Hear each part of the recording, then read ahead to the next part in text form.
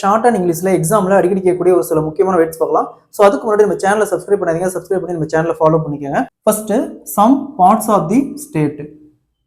Some ஸ்டோக்கு கீழே ஸ்டேட்டுக்கு வெறும் எஸ் லெட்டர் மட்டும். இதுலயே சம் பார்ட்ஸ் ஆஃப் தி கண்ட்ரின்னு வரும், கண்ட்ரின்னு வந்தா சி. இதுலயே சம் பார்ட்ஸ் ஆஃப் தி வேர்ல்டுன்னு வரும், வேர்ல்டுன்னு வந்தா டபிள்யூ. ஸோ இதுலயே பாருங்க சம் பார்ட்ஸ் ஆஃப் அவர் ஸ்டேட்னு வருது. அப்போ சம் பார்ட்ஸ் ஆஃப் அவர் ஸ்டேட்னா சம்முக்கு மேலே S.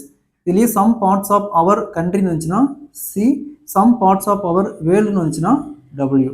Next all parts of the state. All ஸ்டோக்கு ஸ்டேட்டுக்கு எஸ்.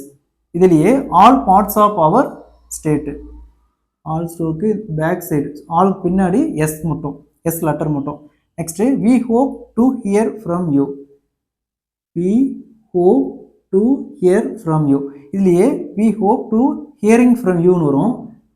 வி ஹோப் கட் பண்ணி யூ ஸ்டோக் மட்டும். ஸோ இதை நம்ம நல்லா ப்ராக்டிஸ் பண்ணிட்டோமா, இதுக்கு பின்னாடி ஹார்ட் ஒர்க் இருந்துச்சுன்னா அதை போகிறதுக்கு நமக்கு டைம் கிடைக்கும். இது லெட்டர் பேசேஜில் இந்த சென்டென்ஸ் பார்த்தோம்னா அடிக்கடி ரிப்பீட்டடாக கேட்டு இருப்பாங்க.